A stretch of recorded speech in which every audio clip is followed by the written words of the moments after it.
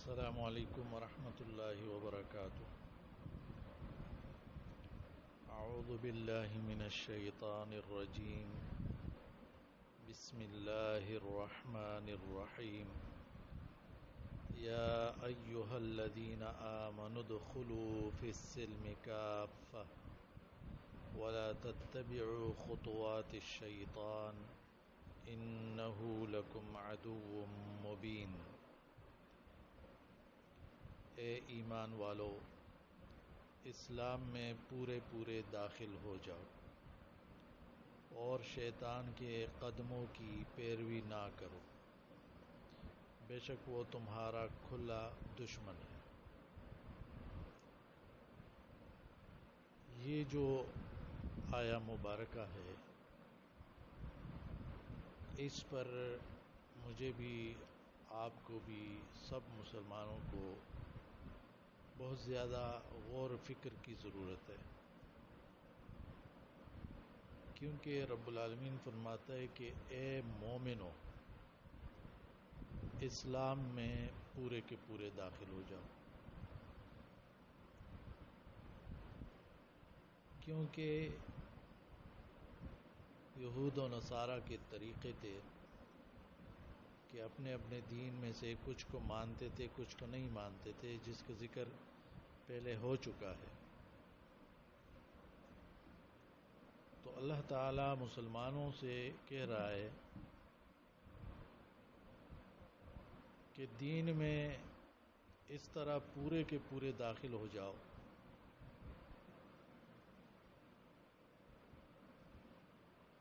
کہ بندہ اللہ تعالی اور اللہ کے رسول کے سارے حکم کے سامنے سر تسلیم خم کرے۔ ادخلوا فی السلم کافۃ، پورا کا پورا، ظاہر و باطن، ہر لحاظ سے، ہر چیز میں اسلام کا رنگ واضح طور پر نظر آئے۔ اب دیکھیں، آج مسلمانوں کا بڑا مسئلہ وہ یہ ہے، کیونکہ مسلمانوں میں سے بھی بہت سے لوگ مکمل اسلام پر عمل نہیں کر رہے، بلکہ وہی یہودیوں کا طریقہ کہ جو پسند ہے اس پر عمل کیا، جبکہ بہت ساری چیزیں باقی اس کو چھوڑ دیا، اس پہ عمل نہیں کرتے۔ نماز پڑھ لی، روزہ رکھ لیا، حج کر لیا، صدقہ خیرات کر لیا، نکاح طلاق اسلامی طریقے سے کر لیے، لیکن ان انفرادی اعمال کی جگہ جب اجتماعی امور میں دیکھتے ہیں تو وہاں میں پھر اسلام پر عمل نظر نہیں آتا۔ سیاسی امور دیکھیں، مالی اور معاشی معاملات دیکھ لیں، اس میں شریعت کی پابندی نہیں کی جا رہی۔ سرمایہ دارانہ نظاموں میں جو طور طریقے یہودیوں نے تشکیل دیے وہ آج مسلمانوں میں موجود ہیں، اور انہی نظاموں پر عمل کرتے دکھائی دے رہے ہیں آج کے مسلمان۔ حالانکہ اللہ تعالیٰ نے جس طرح نماز روزے کے بارے میں واضح احکام دیے ہیں، تو اسی طرح معاشیات کے اعتبار سے حلال و حرام کے ضابطے مقرر کیے ہیں، سیاسی اور سماجی معاملات، حقوق کے حوالے سے مکمل رہنمائی کی ہے، لیکن اکثریت مسلمانوں کی آج آپ دیکھیں ان چیزوں سے غافل ہے۔ یہ وہی بنیادی خرابیاں ہیں جو یہودیوں سے آئی ہوئی ہے، اور مسلمان اس روش پر چل پڑے ہیں۔ تو اللہ تعالی جس طرح اچھے کام کرنے والوں کو نوازتا ہے، انعامات دیتا ہے، تو نافرمانوں کو سزائیں دیتا ہے۔ یہودیوں پر اللہ کا غصہ ہوا، غضب ہوا، تو کیا ایسے مسلمان بچ جائیں گے اللہ کے غضب سے جو یہودیوں کے طور طریقوں پر چلے؟ اللہ کی پکڑ بہت زیادہ سخت ہے، اور اسی سے بچنے کے لیے اللہ تعالیٰ مسلمانوں کو دعوت دے رہا ہے کہ پورے کے پورے اسلام میں داخل ہو جاؤ، کیونکہ دین مکمل ہے۔ الیوم اکملت لکم دینکم واتممت علیکم نعمتی ورضیت لکم الاسلام دینا۔ آج میں نے تمہارے لیے تمہارا دین مکمل کر دیا اور تم پر اپنی نعمت پوری کر دی، اور تمہارے لیے اسلام کو دین کے حیثیت سے پسند کر لیا۔ سورہ مائدہ کی آیت 3 میں آپ دیکھیں۔ تو جس طرح دین مکمل ہے، اللہ نے نعمت مکمل کر لی، نعمت کا اتمام کر لیا، پورا کر لیا اس نعمت کو، تو اللہ تعالیٰ چاہتا ہے کہ اس دین کی مکمل اطاعت کر کے مسلمان ہو، اللہ تعالیٰ اس سے راضی ہوگا۔ اور مسلمانوں کے مسائل کا حل بھی اسی چیز میں ہے کہ دین پر صحیح معنوں میں عمل کیا جائے۔ لیکن اب صورتحال آپ دیکھیں، اگر کچھ انفرادی کام بھی ہو رہے ہیں یا کچھ عبادات کیے جا رہے ہیں، اس میں بھی کس قدر اختلافات موجود ہیں، اور ان اختلافات پر فرقے بنے ہوئے ہیں۔ تو یہ تو کچھ عبادات کا معاملہ ہے، اور کچھ معاملات اور باقی امور میں آپ دیکھیں، شادی بیاہ جینے مرنے کی جو رسمیں ہیں وہ اکثر ہندوانہ رسمیں، ہندوؤں کی طرف سے آئی ہوئی ہیں۔ سیاسی سلسلے دیکھو مغرب سے آئے ہوئے ہیں، معاشی طریقے دیکھو یہودیوں کے۔ تو مسلمانوں کے اندر مسلمانوں والے کام کم ہیں اور غیر مسلموں کے کام زیادہ ہے، غیر مسلموں کے طور طریقے وہ زیادہ پائے جاتے ہیں۔ تو عملی طور پر اسلام کا بہت تھوڑا حصہ مسلمانوں کے معاشروں اور عملی زندگی میں یہ ہے موجود ہے، بہت تھوڑا حصہ، کیونکہ سیاسی سماجی ڈھانچوں کو دیکھو، کلچر ثقافت کو دیکھو، قانون سازی کے سلسلوں کو دیکھو، اس کے اندر جو خرابیاں پائی جاتی ہے، کیا وہ اسلام نے کہی ہوئی ہے؟ نہیں، اسلام کا تو اس سے کوئی تعلق نہیں۔ یہ جتنی بھی خرابیاں ہیں یہ تو غیر مسلموں کی طرف سے آئی ہوئی چیزیں، تو اس لیے کہا گیا ہے کہ آپ اسلام کے اندر پورے کے پورے داخل ہو جاؤ، غیر اسلامی چیزوں کو برقرار نہیں رکھو اپنے ایمان اور اسلام کے ساتھ۔ ابن کثیر رحمہ اللہ کہتے ہیں کہ ایسے لوگ جن پر مسلمان ہونے کے باوجود پرانے ادیان کے اثرات کسی حد تک موجود تھے، انہیں اللہ رب العالمین نے دعوت دی ہے کہ دین میں پورے کے پورے داخل ہو جاؤ۔ تو چونکہ دین پر پورا عمل کرنا شیطان کو کبھی بھی پسند نہیں ہے، اور شیطان اس راستے میں بیٹھا ہوا ہے کہ انسان کو گمراہ کرے اس راستے سے، سیدھے راستے سے، کیونکہ دین میں پورا داخل ہونا یہی سیدھا راستہ ہے، اور شیطان لوگوں کو گمراہ کرتا ہے اس سے۔ تو اللہ تعالیٰ فرماتے وَلَا تَتَّبِعُوا خُطُوَاتِ الشَّيْطَانِ، شیطان کے قدموں کی پیروی نہ کرو، وہ تو دشمن ہے تمہارا۔ عجیب بات ہے، دشمن کی کوئی بات مانتا ہے اور شیطان کی بات ماننے میں لگے ہوئے لوگ، حالانکہ اللہ تعالیٰ نے فرمایا ان الشیطان لکم عدو فاتخذوہ عدوا، شیطان تمہارا دشمن ہے، اے مسلمانوں تم اسے اپنا دشمن سمجھو، دشمن ہی بناؤ اس کو،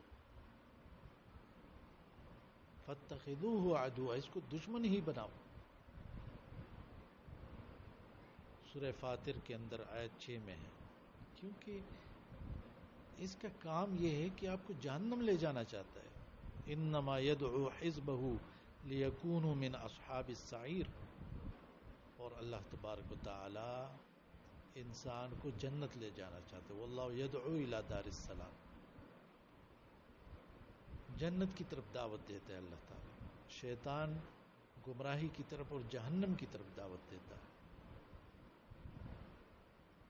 شیطان کی دعوتیں کیا ہے؟ فَإِنَّهُ يَأْمُرُ بِالْفَحْشَاءِ وَالْمُنکَرِ. بے حیائی، برے کاموں کی، نافرمانیوں کا حکم دیتا ہے.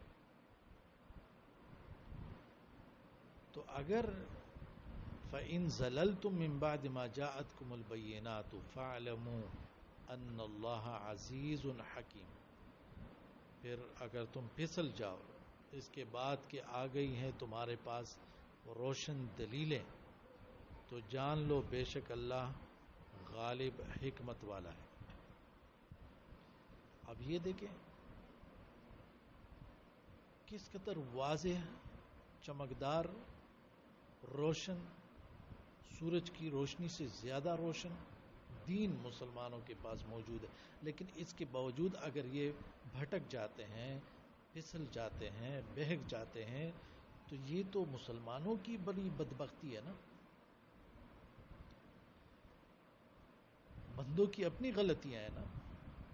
اللہ تعالیٰ نے تو دین سمجھانے میں کوئی کمی نہیں چھوڑی ہے.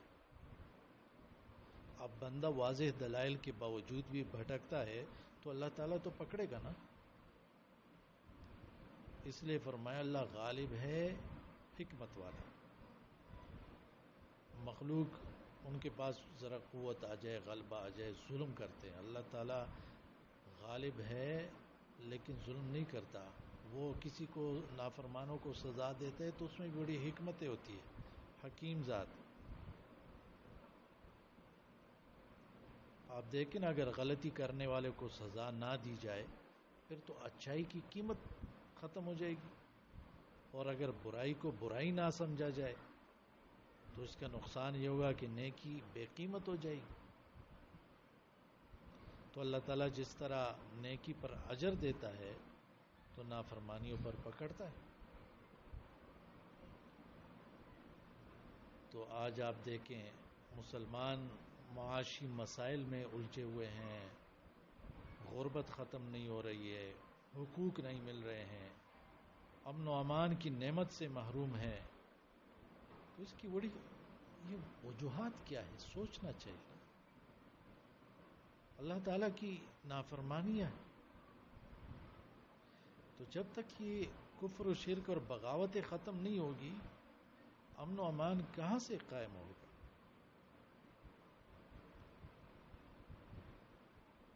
دیکھو کافروں کو اللہ لمبی لمبی مہلتیں دیتا ہے لیکن مسلمانوں کو تو جلدی پکڑتا ہے نا. وَلَنُذِيقَنَّهُم مِّنَ الْعَذَابِ الْأَدْنَىٰ دُونَ الْعَذَابِ الْأَكْبَرِ لَعَلَّهُمْ يَرْجِعُونَ. اللہ تعالیٰ کہتا ہے کہ ہم تمہیں پکڑ لیتے ہیں اور مقصد یہ ہوتا ہے کہ تم بڑے عذاب سے بچ جاؤ اور اپنی اصلاح کر لو. کیونکہ مسئلہ یہ ہے کہ جب تک مسلمان اپنی اصلاح نہیں کریں گے تو اللہ کی پکڑ آتی رہے گی. اور وہ بہت ساری قسموں میں ہوتی ہے. یہ جو بد امنی ہے، قتل و غارت گری ہے، حقوق کا غصب ہونا ہے، عزتوں پر ڈاکے ہے، فصلوں کا برباد ہونا ہے، یہ سب اللہ کی ناراضی کا نتیجہ ہی تو ہے. کبھی شدید بارشیں، سیلاب، زلزلے، اللہ کی پکڑ کی شکلیں ہیں. تو اللہ تعالیٰ کی اس میں بھی شفقت ہے. اللہ تعالیٰ سزا دیتا ہے کہ بندہ اس دنیا کی چھوٹی جو سزا ہے یہ پا کر سمجھ جائے کہ آخرت کی سزائیں بہت زیادہ شدید ہے، سخت ہیں. تو میں ان سزاؤں کو دیکھ کر توبہ کر لوں تاکہ آخرت کی سزاؤں سے بچ جاؤں. تو اگر کوئی اس انتظار میں ہے کہ نہیں جب تک میں اپنی آنکھوں سے دیکھ نہ لوں کہ آخرت کا معاملہ کیا ہے، جب روح نکلنے لگے گی، آخرت کے حالات شروع ہو جائیں گے یا قیامت آئے گی، تو پھر تو معاملہ ختم ہو گیا نا. پھر تو سب ایمان لائیں گے اس وقت. جب بندہ پکڑا جاتا ہے تو سیدھا ہو جاتا ہے. فرشتوں کی مار جب پڑے گی تو کلمہ پڑھیں گے لوگ، سیدھے ہو جائیں گے. فرعون کو دیکھو، کلمہ پڑھنے کی کوشش کر رہا کہ میں ایمان لائے، لیکن اس وقت نہ ایمان قبول ہوتا ہے کسی کافر کا، اور نہ توبہ قبول ہوتا ہے کسی مسلمان گنہگار کا. یہی وقت ہے کہ جب آخرت کے مراحل شروع نہیں ہوئے انسان پر، یہی وقت ہے کہ توبہ اور استغفار کرے. اور پھر اسی طرح ناشکریوں سے بچے. جس طرح بنی اسرائیل ناشکریاں کرتے تھے، اللہ کی نعمتوں کو انہوں نے ناشکریوں سے بدلا. من و سلوہ کی جگہ انہوں نے معمولی چیزیں مانگنا شروع کر دی. تو ناشکریوں سے اپنے آپ کو بچائیں.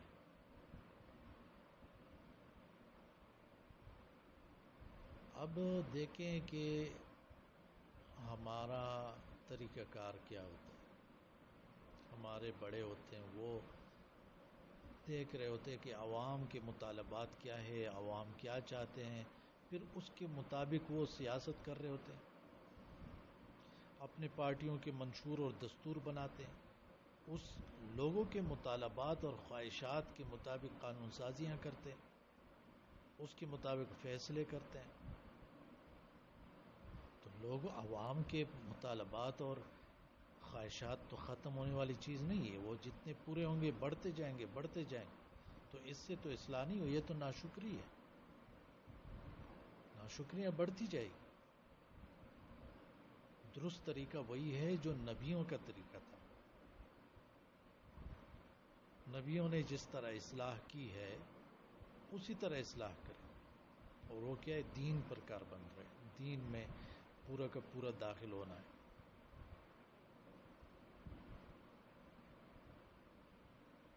ورنہ عذاب آتے رہتے ہیں. آپ دیکھیں کبھی یعنی پینے کا صاف پانی تک نہیں مل رہا ہوتا.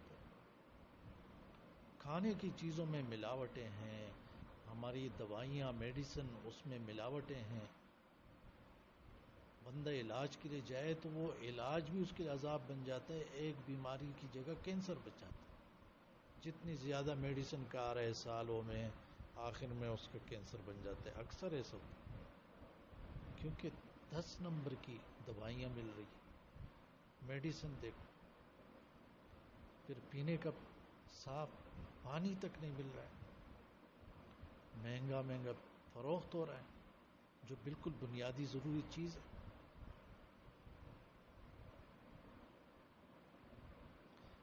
لوگ فضولیات میں وہ بے تحاشا خرچ کرتے ہیں.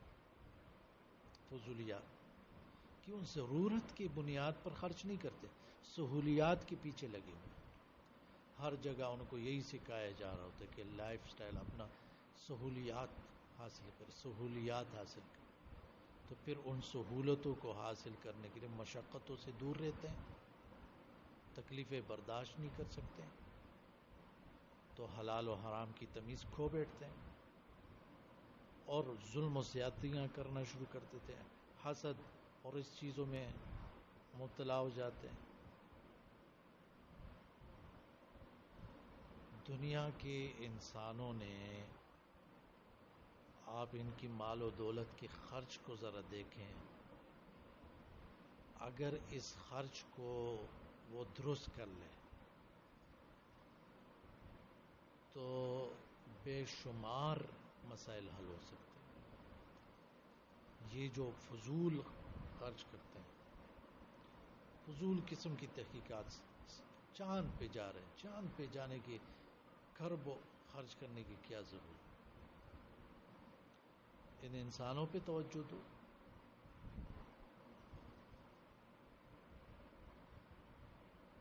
تو اس لیے یہ بات یاد رکھنی چاہیے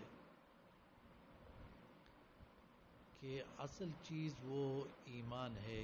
دنیا کی زینت یہ حرام نہیں ہے، حلال. حلال زینت جتنی بھی ہے، اور مسلمان بھی یہ حاصل کرتے ہیں. ان لوگ شادیاں بھی کرتے ہیں، بچے بھی ہوتے ہیں، ان کی جائیدادیں بھی ہوتی ہے، سواریاں بھی ہوتی ہے، سونا چاندی بھی ان کے پاس ہوتا ہے. لیکن وہ اس کے لیے، اس دنیا کی چیزوں کے لیے آخرت سے غافل نہیں ہوتے، کیونکہ اللہ تعالیٰ نے ان کو کہا لا تلہکم اموالکم ولا اولادکم عن ذکر اللہ.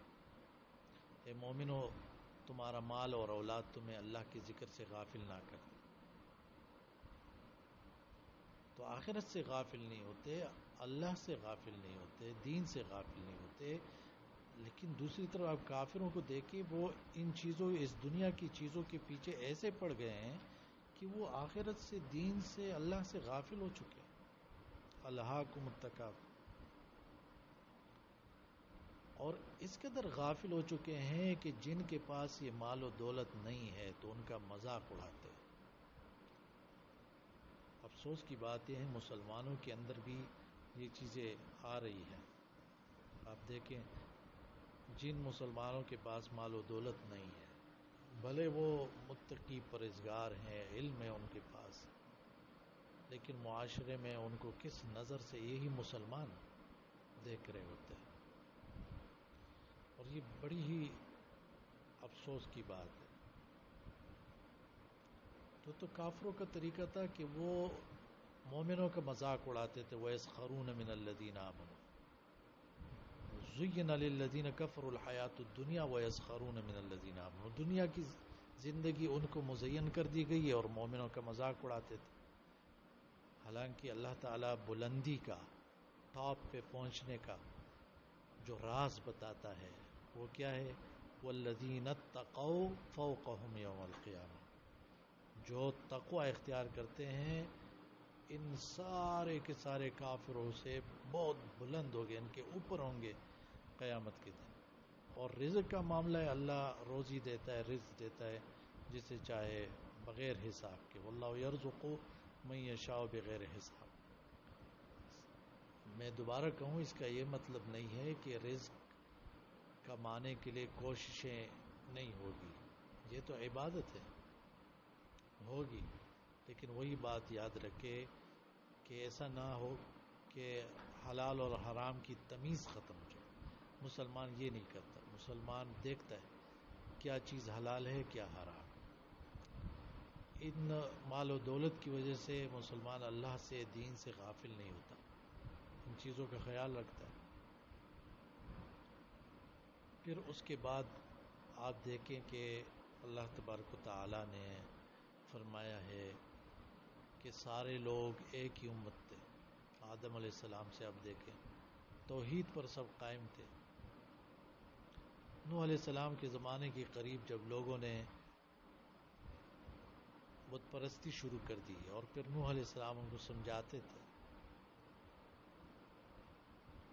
تو انبیاء کا جو اصل کام تھا فَبَعَثَ اللَّهُ النَّبِيِّينَ مُبَشِّرِينَ وَمُنذِرِينَ. لوگوں کو خوشخبری دیتے تھے اور ڈراتے تھے.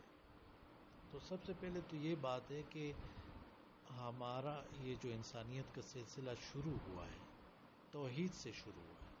پہلے انسان موحد تھا.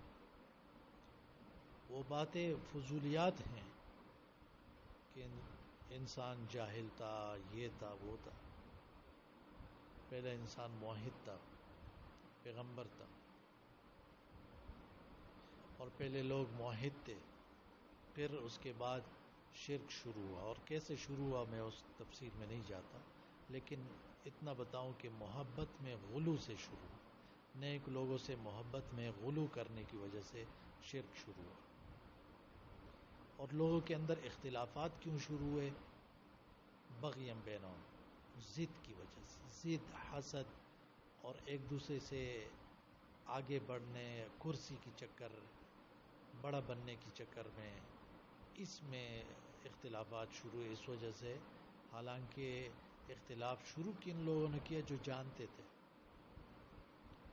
جو علم رکھتے تھے، واجاتم البینات، وہ جانتے تھے کہ حق کیا ہے باطل کیا ہے، لیکن اپنی ضد اور ہٹ درمیوں کی وجہ سے، حسد کی وجہ سے، دنیا کی سربراہی وہ چاہنے کی وجہ سے، بڑا بننے کی چکر کی وجہ سے، چاہت کی وجہ سے انہوں نے اختلافات شروع کیے، اور ہر ایک کے ساتھ اپنا اپنا گروہ بن گیا، اور یہ پارٹیاں بن گئی، اور انسانیت جو ہے وہ تقسیم در تقسیم ہوتی چلی گئی۔ تو جن کے اندر ایمان تھا، اللہ تعالیٰ نے ان کو حق کی طرف رہنمائی کی، اور باقی لوگ جو ہے وہ گمراہ ہوئے۔ اسی طرح آپ دیکھیں کہ جب صحابہ کرام مکہ سے مدینہ آئے اور ان کا خیال تھا کہ اب یہاں حالات اچھے ہوں گے، حالانکہ جب وہ مدینہ آ گئے تو یہاں پہ حالات اور سخت ہو گئے۔ یہودی بھی تنگ کرتے تھے، منافقین بھی تنگ کیا کرتے تھے، مکہ کے مشرکین بھی اس دور مکہ سے بھی یہاں مدینہ میں چالے چلتے تھے اور سازشیں کرتے تھے اور تکلیفیں پہنچاتے تھے، وہاں سے آ کے لڑتے بھی تھے۔ تو کچھ لوگوں کے ذہن میں آیا کہ یہ تو یہاں بھی تکلیفیں ہیں، تو اللہ تعالیٰ سمجھا رہا ہے کہ ام حسبتم ان تدخلوا الجنت، کیا تم نے خیال کیا کہ تم جنت میں داخل ہو جاؤ گے، جبکہ ابھی تک نہیں آئی تمہارے پاس مثال ان لوگوں کی جو تم سے پہلے گزر چکے، ان کو سختیاں اور تکلیفیں اور ایذائیں پہنچی اور وہ جھنجھوڑے گئے، یہاں تک کہ پکار اٹھے کہ اللہ تعالیٰ کی مدد کب آئے گی۔ رسول اور مومنین پکار اٹھے کہ اللہ کی مدد کب آئے گی، متی نصر اللہ، خبردار بے شک اللہ کی مدد قریب ہے، ان نصر اللہ قریب۔ یہ آیت آپ سورہ بقرہ کی یہ بار بار پڑھا کرے، اور ساتھ میں وہ حدیث صحیح بخاری کی کہ نبی صلی اللہ علیہ وسلم نے صحابہ سے کہا لقد کان من قبلکم، تم سے پہلے لوگوں کے سر کے اوپر آرا رکھا جاتا تھا اور پھر سر سے لے کر پاؤں تک چیر دیا جاتا تھا، لیکن اتنی سخت سزا بھی ان کو دین سے دور نہیں کرتی تھی۔ نبی صلی اللہ علیہ وسلم نے یہ بھی فرمایا کہ لوہے کی کھنگیوں کے ساتھ ان کا سارا گوشت نوچ لیا جاتا تھا۔ اللہ کے نافرمان اور باغی عقیدہ توحید پر عمل پیرا لوگوں کو تکلیفیں دیتے اور سارا جسم ادھیڑ کر رکھ دیتے تھے، لیکن اللہ کے یہ نیک بندے بدترین اذیت سے دوچار ہونے کے باوجود دین سے دور نہیں ہوتے تھے۔ تو آپ دیکھیں، ذکر ہوا تکلیفوں کا، پھر اللہ کے رسول صلی اللہ علیہ وسلم نے فرمایا کہ یہ لوگ دین سے منحرف نہیں ہوئے، اور اس کے بعد بشارت بھی دی۔ دیکھیں، یہ واقعہ بھی سنا ہے، پھر بشارت بھی دی کہ اللہ تعالیٰ اس دین کو مکمل کرے گا، اس معاملے کو مکمل کرے گا، اور بہت جلد وہ وقت آئے گا کہ صنعاء سے حضرموت تک یہ سارا علاقہ اتنا امن والا ہو جائے گا کہ لوگوں کو اللہ کے سوا کسی کا خوف نہیں ہوگا۔ ما یخاف الا اللہ، سوار وہاں سے صنعاء سے حضرموت تک آئے گا اور اس کو کوئی خوف ہی نہیں ہوگا، اتنا امن و امان کا ماحول قائم ہو جائے گا۔ تو آج بھی مسلمانوں کو مایوس نہیں ہونا چاہیے، بس صرف دین کی طرف پلٹنے کی وہ ضرورت ہے. صحیح دین اپنے سے جو غیروں کے جو طور طریقے اپنے اندر لا چکے ہیں وہ نکال دیں، دلوں سے وہ چیزیں اس کی وہ نکال دیں، مرعوب نہ ہو اس سے. جو قرآن و سنت نے ان کو جو طریقہ، جو عقیدہ، جو اعمال، جو اخلاق، جو معاملات وہ سکھائے ہیں وہ سیکھیں، اس پہ عمل کریں، اور اسی سے عزت ملنے والی ہے، اسی سے اللہ تعالیٰ غلبہ دے گا، اسی سے اللہ کی مدد شامل حال ہوگی، اور اسی سے ہماری پریشانیاں وہ دور ہوں گی. تو اللہ تعالیٰ مجھے بھی قرآن و سنت پر عمل کرنے کی توفیق عطا فرمائے، آپ سب کو بھی قرآن و سنت پر عمل کرنے کی توفیق عطا فرمائے. اقول قولی ھذا استغفر اللہ لی ولکم ولسائر المسلمین. السلام علیکم.